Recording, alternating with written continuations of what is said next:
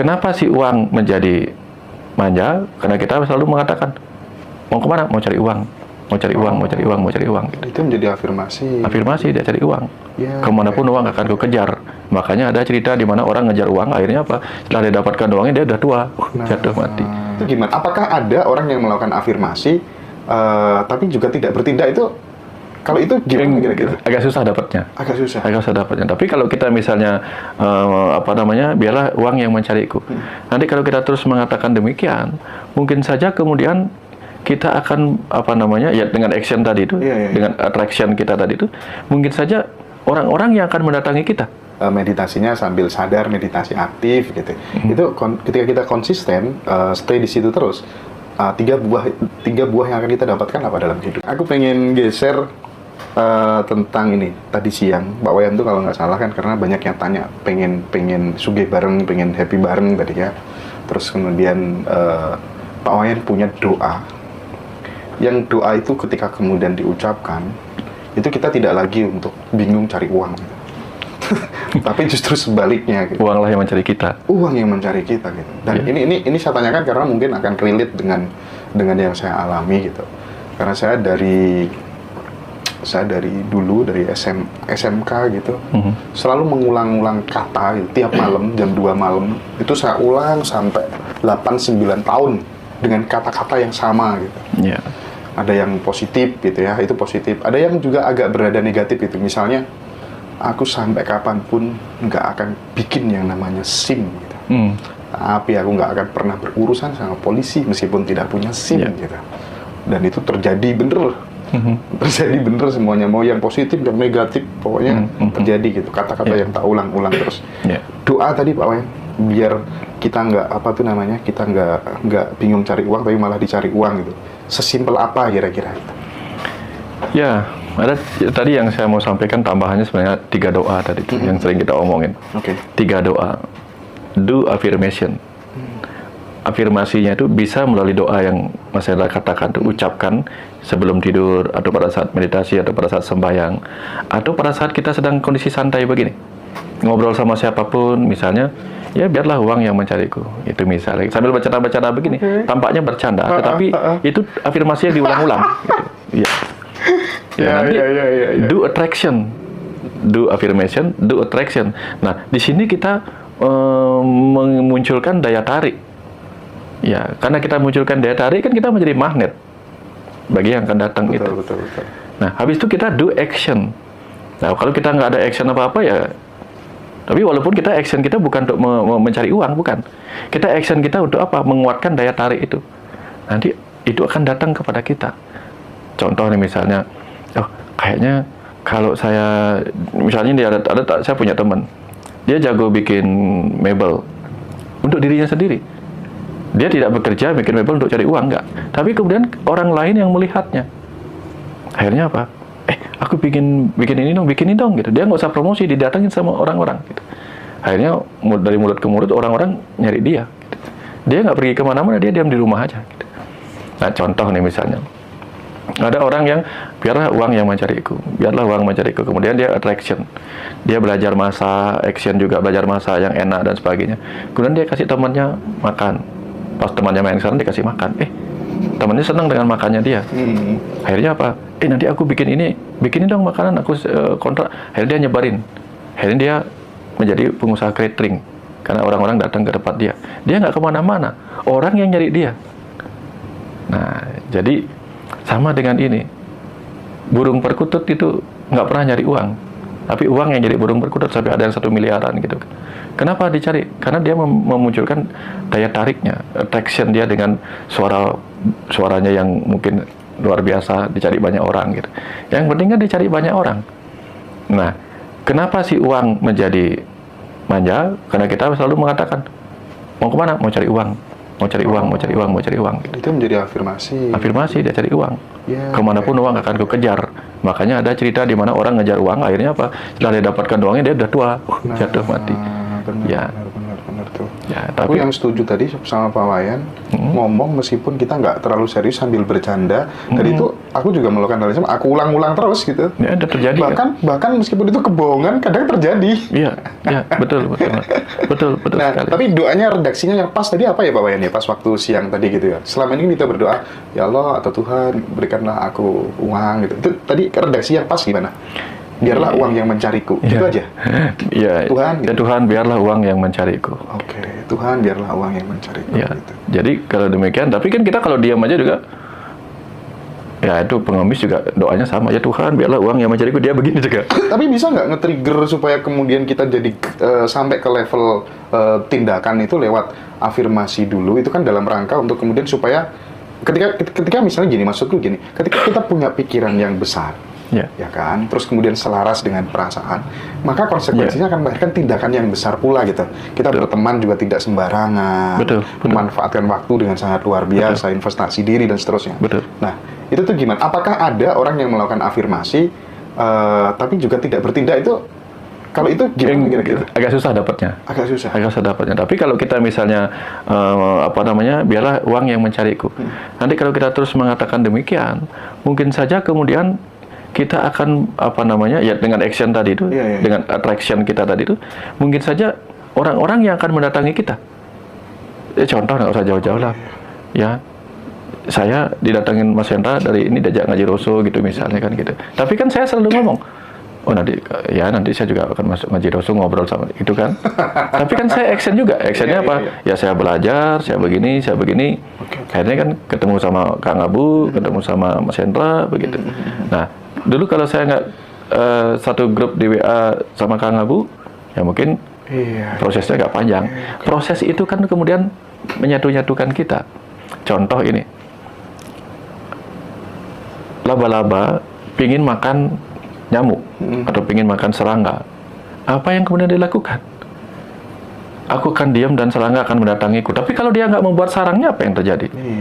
Lalu dia merajut sarangnya, dia lompat ke dahan sini, dia rajut, dia sambung-sambungkan, setelah dia merajut, baru dia diam. Aku nggak mencari, karena si laba-laba nggak bisa pergi. Dia nggak kayak siapa ya? Dia nggak kayak burung yang bisa mengejar serangga untuk digigit. Dia diciptakan untuk menunggu. Akhirnya apa? Tapi dia siapkan sarangnya. Jadi yang terjadi apa? Serangga-serangga mendatangi dia, dan dia menggunakan kepekaan untuk menangkap. Ini serangga ada yang masuk nih, perangkap nih. Maka dia buat perangkap. Nah, kalau kita tidak, orang-orang di barat kan biasa itu. Kalau ngejar singa, ngejar gini kan susah. Dia bikin perangkap singa, dia bikin perangkap serigala, dan dia menunggu. Doanya seperti itu. Aku tidak akan mengejar lagi serigala, biarlah serigala yang mendekatiku. Dia bikin perangkap. Nah, kita bikin perangkap. Sama dengan orang yang bikin toko, dia kan nggak ngejar uang. Biarlah uang yang mendatangi dia dengan orang yang belanja. Tapi kalau dia nggak bikin attraction, tokonya nggak dibikin daya tariknya nggak ada, orang mana mau mendatangi dia? Jadi yang dimaksud mengejar uang tuh nggak ngoyo gitulah. Paham. Tapi bikin sesuatu yang membuat kita menarik. Gitu. Ada suatu pengalaman yang baru aja saya alami gitu ya. Saya kan ada usaha gitu Pak Wayan, yang saya suruh ngelola teman saya karena dia nganggur gitu kan. Terus kemudian itu bisa memberdayakan 4 orang lah ya karyawannya gitu. Per bulan aku bisa dapat 10-15 juta itu bersih gitu ya. Terus kemudian singkat cerita, dia itu pengen ikut investasi gitu, ikut jadi pemilik gitu ya. Terus suatu ketika karena terlalu ini, tak lihat sering mengutarakan hal yang sama gitu.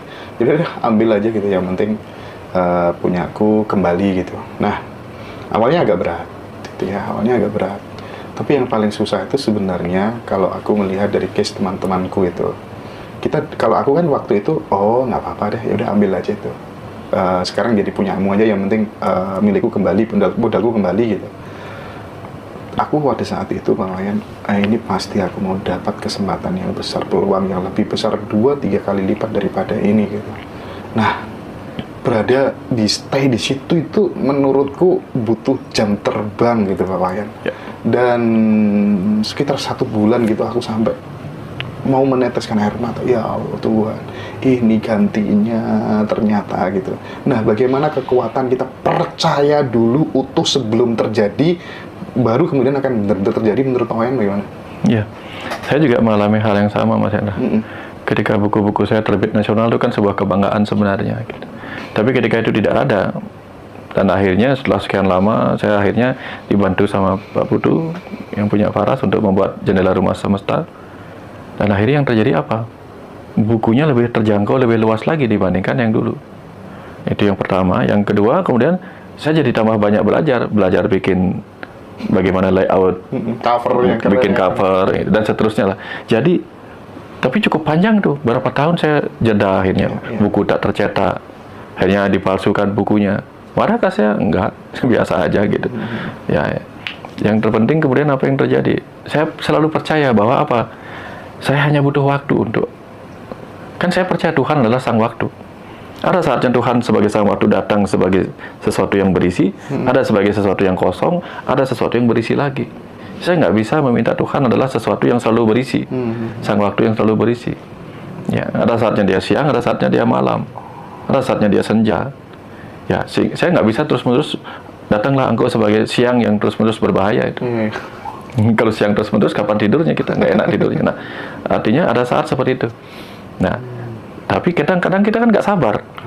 Saya meninggalkan ini harusnya kan dapat cepat. Nah, contoh nih misalnya, Mas Hendra, kita punya pohon menghasilkan tiap 3 bulan itu menghasilkan jagung. Wah, enak nih tiap 3 bulan menghasilkan jagung. Akhirnya ada yang minta jagung kita. Aku beli ya jagungmu semua. Dan tolong jangan ditanami jagung lagi. Akhirnya kita serahkan. Oke, kalau begitu saya nggak. Semua bibit-bibitnya jagung kita dibeli sama dia. Dengan harga yang cukup menurut kita puas lah. Gitu. Akhirnya kita nggak punya tanaman jagung lagi. Dan nggak boleh nanam jagung lagi misalnya. Gitu. Akhirnya kita nanam pohon mangga. Aduh, berbuahnya nggak tiap 3 bulan. Lama banget. Tapi ternyata setelah dia tumbuh besar, berbuah, buahnya juga nggak murah-murah amat. Gitu. Nah, tapi masa kita menunggu jagung berbuah dengan masa kita menunggu mangga berbuah kan berbeda, Mas. Nah, kadang kita nggak sabar. Kok buah mangga ini nggak berbuah secepat secepat jagung? Nah, itu yang sering membuat kita gelisah. Seperti Mas Hendra bilang tadi itu. Kehilangan hal kecil, anggaplah dengan 10-15 juta itu hilang. Lalu tiba-tiba Mas Hendra merasa yakin bahwa akan mendapatkan sesuatu yang lebih besar, tapi yang lebih besar ternyata lama waktunya. Nah, di situ guncangan kita. Konsisten nggak kita? Nah, Padahal kita tahu kan, ya, aduh, saya biasanya melaut ini cepat loh penuh perahu saya, nggak sampai sehari udah penuh. Karena dia perahunya kecil. Kemudian dia pergi melaut dengan perahu yang lebih besar. Kemudian dia bilang, kok saya nggak bisa pulang penuh sih dalam sehari? Lah, penuhnya dia berbeda. Setelah seminggu baru dia pulang, tapi penuhnya itu 10 ton misalnya sih. Nah, kita hanya perlu melihat, oh, ketika saya ingin dapatkan yang lebih besar, saya akan membutuhkan ruang dan waktu yang lebih besar. Cara kita melihat perlu dibahas. Oke. Ya. Nah, saya tuh menjadi sangat yakin karena memang melihat pola sebelum-sebelumnya aja. Ya. Oh, kalau dulu begini, biasanya kan begini. Katanya orang kalau sudah tahu polanya kan jadi lebih enak begitu ya. Nah, kalau menurut Pak Wayan nih, sekedar saran aja ya. Kan konsep manifestasi itu kan banyak, Pak Wayan. Kalau seperti yang saya alami selama ini itu kan cukup ketika kemudian antara pikiran dan perasaan saya sudah selaras, saya percaya utuh itu bakal terjadi, bahkan seolah-olah sudah terjadi kan selama ini terjadi gitu ya. Tapi kemudian ada konsep lain, oh harus dengan stay di kesadaran, nggak boleh melalui pikiran. Kalau melalui pikiran aja itu nanti nggak bertahan lama katanya gitu ya. Terus akhirnya aku ngapain sih kok harus pakai teknik-tekniknya orang kalau kemudian aku sendiri sudah berhasil. Aku sendiri selama ini gampang. Gini aja deh, aku pengen buktiin dengan caraku sendiri. Aku pengen manifestasi rumah seharga 2 miliar gitu misalnya. Oke, aku udah percaya utuh gitu aja Bang ya. Percaya utuh, terus udah nggak pernah browsing apalagi. Tiba-tiba tuh istri ngirim terus. Lama-lama kan antusias juga kita nih. DP juga akhirnya kayak gitu. Iya. Nah, gimana Pak? Kalau misalnya kita udah ketemu konsep sendiri gitu, teknik sendiri gitu, nggak perlu pakai tekniknya orang lain gitu. Ya, saya pernah ketemu pemanah atlet. Dia sudah biasa nih manah. Tiba-tiba diajarin sama pemanah yang lain. Ini pemanah dengan busur berbeda, anak panah berbeda, gini loh caranya gitu. Jelas berbeda. Jangan ngikutin itu kan, busurnya berbeda, arah anginnya berbeda, berat anak panahnya berbeda. Kalau kita sudah berhasil di sini, jangan pakai cara itu lagi kan. Gitu. Sederhana kayak gitu kan. Iya, analoginya mantap. Iya. Oke, sip. Oh iya, selama di Bali, Pak Wayan pernah nggak ketemu orang yang bener-bener sakti gitu? Pernah nggak? Sakti. Iya. Sakti itu semacam apa? Ya nggak tahu, orang-orang pada umumnya kan, wih lo sakti orang ini gitu. Gimana sih? Dengar-dengar ceritanya pernah. Dengar-dengar ceritanya pernah. Gitu. Kalau misalnya ketemu orang yang usianya 350 tahun, pernah nggak? Konon katanya ada, konon katanya ada karena di Ajar Mahabharata ada yang disebut Ciranjiwi. Oke, apa itu? Itu dah manusia yang hidup abadi. Manusia yang hidupnya abadi. Dong. Salah satunya Aswatthama itu, yang sampai sekarang saya nggak pernah ketemu. Oh iya. Ya, pernah ketemu informasi siapa si Aswatthama gitu. Yang mungkin ada berseliweran sekarang itu nggak tahu. Gitu. Nah kemudian yang usianya 300-an tahun, mungkin ada. Ya, saya katakan mungkin, karena sebelum bisa dibuktikan secara secara fotonya, secara ininya kan gitu. Nah itu yang akan menjadi sulit untuk kita katakan kepada orang lainnya gitu. Karena kalau kita yang tahu, 2 orang yang tahu, 3 orang yang tahu, ya nggak apa-apa, kita aja yang tahu, berarti orang lain nggak tahu. Gitu. Tapi ketika kita ceritakan kepada orang yang nggak tahu, ada risiko bahwa itu tidak akan diketahui oleh orang itu kebenarannya gitu. Kan yang tahu kebenarannya kita, orang lain kan nggak tahu kebenarannya gitu. Nah, kebenaran itu kan adalah saksi bukti gitu. Nah itu contoh bahwa apakah itu mungkin saja, saya nggak tahu. Yang saya pernah ketemukan adalah beliau berumur 126 tahun di Bali. Itu beliau seorang pendeta yang luar biasa memang. Nah sekarang mungkin ada saja, mungkin kalau mau ketemu ya saya ingin ketemu yang begitu. Karena tentu pengalaman hidupnya banyak. Gitu. Oke, ini pertanyaan terakhir, bisa dijawab agak singkat-singkat aja Pak Wayan. 3 buah orang konsisten melakukan meditasi gitu. Mungkin meditasi dengan caranya Pak Wayan, atau meditasi sekedar misalnya kayak tekniknya subut gitu. Yang penting itu dia nggak berpikir apa-apa, rileks gitu. Kemudian seolah-olah benar-benar udah pasrah total gitu ya. Menikmati keheningan itu, menikmati kesadaran itu gitu. Atau dengan caranya Pak Wayan yang meditasinya sambil sadar, meditasi aktif gitu. Itu ketika kita konsisten stay di situ terus, 3 buah yang akan kita dapatkan apa dalam kehidupan? Ya pertama, kalau kita stay di kekosongan, tentu kita sedang belajar mengistirahatkan pikiran. Tidak banyak pikiran, sehingga tidak banyak energi yang terbuang oleh kerja otak kita karena berpikir tadi. Tentu kita akan lebih mudah untuk mengalami kondisi ketenangan, santai, rileks gitu. Nah kalau kita misalnya menggunakan meditasi untuk mengalami ketersadaran, keterjagaan gitu, sehingga mungkin kita akan banyak mendapatkan pengetahuan dalam kondisi seperti itu, keterjagaan ya. Nah, atau ketika kita sering melakukan meditasi sehingga pikiran kita benar-benar begitu mudahnya terhubung dengan kecerdasan bawah sadar, maka ada kemungkinan kita akan mencapai apa yang disebut sebagai CD atau sakti tadi. Ya, CD, sida, sadu gitu. Karena kita selalu tenang, tidak mudah bereaksi, maka kita menjadi orang yang tidak mudah ternoda oleh apapun. Maka kita menjadi orang yang sadu, orang yang suci. Atau kita terhubung dengan bawah sadar kita karena kita mudah sefrekuensi dengan kecerdasan bawah sadar kita, kecerdasan atas sadar kita. Maka kita menjadi orang yang mungkin wisdomnya tinggi. Karena apa? Terkonek dengan sumber pengetahuan kebijaksanaan dari roh kita. Bisa jadi ngerti saturunging winarah atau waskito kalau orang Jawa gitu ya. Betul. Atau kadang-kadang karena dia frekuensinya bagus dengan apa yang terjadi pada tubuhnya, pada alam semesta raya ini, maka dia menjadi orang yang sidi atau sidi ngucap atau si pahit lidah gitu. Apa yang dia pikirkan dia katakan mudah terjadi begitu. 2 lagi Pak Wayan. Belajar sedikit tapi bisa dapat ilmu banyak. Gimana caranya? Belajar sedikit tapi bisa dapat ilmu banyak gitu. Ada tipsnya nggak kira-kira? Belajar sedikit tapi dapat ilmu banyak. Lakukan apa yang dipelajarin itu.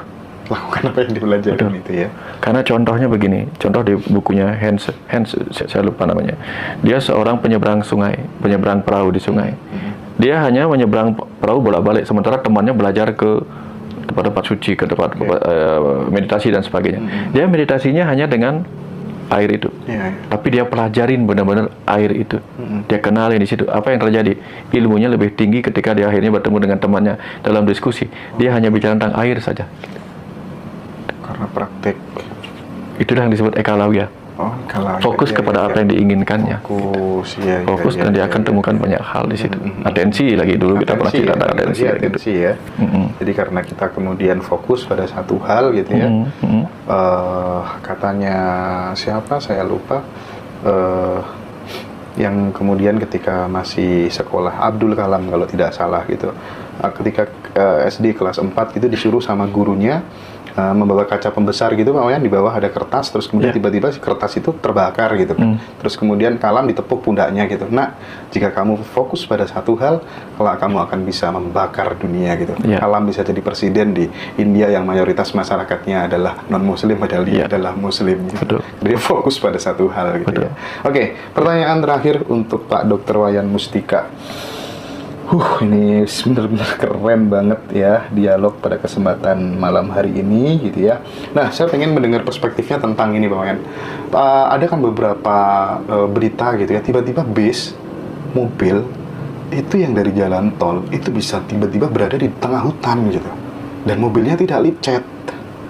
Nah, ini nih bertentangan dengan rasio dan rasa apa enggak kira-kira, dan kejadian kayak gitu kan fenomenal gitu, dan orang pada banyak tahu gitu. Bagaimana menurut Pak Wayan? Ya, kalau memang sesuatu itu terbukti, ada saksi dan terbukti, hanya saja tidak bisa terjelaskan, nah, berarti kita hanya belum paham aja kejadiannya. Belum paham aja gitu. Sama seperti dulu kita nggak paham sih bagaimana sih Tuhan menciptakan bunga-bunga, jam berapa sih Tuhan menciptakan bunga-bunga, kan kita nggak paham. Juga seperti misalnya siapa namanya yang nggak paham bagaimana ada botol Coca-Cola jatuh dari langit. Siapa namanya dulu tuh? God Must Be Crazy itu. Sampai akhirnya dia paham, oh ternyata ada benda bisa terbang gitu. Nah, apa yang dulu kita nggak pahami setelah kita pahami menjadi sesuatu yang biasa gitu. Ya, dulu kita bicara, kita mendengar orang bisa bicara jarak jauh, luar biasa. Tapi sekarang kita bisa mengirim suara kita, voice note, mengirim tulisan kita kemana-mana. Ya, tapi sekarang kita anggap biasa aja. Dulu kita anggap nggak biasa, seperti teleportasi kayak gitu. Teleportasi melalui portal apa mungkin. Sekarang kita anggap, wah aneh-aneh aja nih, portal, dorpal gitu. Aneh-aneh aja nih. Tapi kapan kita melihat sesuatu itu yang benar-benar bisa dijelaskan lagi, aman kita. Apa yang tadinya tahu ajaib, biasa-biasa aja. Ya kan di alam semesta raya kan konon ada pesawat-pesawat alien yang bisa nembus ke dimensi ini, dimensi tiba-tiba di sini, tiba-tiba menghilang. Itu kan biasa. Ya, kita aja tadi tiba-tiba menghilang di TikTok ini, muncul di TikTok yang sekarang. Kita mengalami perubahan dimensi ruang dan waktu. Oke. Menarik sekali ya teman-teman. Lagi-lagi Pak Wayan tadi mengingatkan tentang pentingnya atensi gitu ya. Dan saya termasuk orang yang tidak hanya sekedar terinspirasi, tapi benar-benar tergerak ketika mendengar kisah Abdul Kalam itu tadi. Pak Wayan, dia setelah ditepuk sama gurunya, nah ketika kamu fokus pada satu hal, kelak kamu akan bisa membakar dunia gitu. Dia mulai saat itu hanya fokus di satu, sains, dan itu mengantarkan dia menjadi bapak peluru kendali India, dan terpilihlah dia menjadi seorang muslim, menjadi presiden di India yang mayoritas masyarakatnya adalah non-muslim. Kita fokus pada atensi, mau pengetahuan, mau apapun itu, tapi yang sering terjadi adalah sesuai dengan atensi kita. Seperti yang dialami oleh Pak Wayan Mustika gitu ya. Tapi lagi-lagi tidak perlu untuk kemudian bercita-cita saya pengen mengalami apa yang dialami oleh Pak Wayan Mustika gitu ya. Itu nanti malah kita jadi mawar dan melatih plastik gitu ya. Karena semua punya tugas sendiri-sendiri ya Pak Wayan. Semua sudah hebat di tempatnya masing-masing. Mantap. Semua sudah hebat di tempatnya masing-masing. Pak Wayan, terima kasih banyak Pak Wayan. Thank you, makasih banyak. Luar biasa. Sampai ketemu lagi. Sekali. Ya.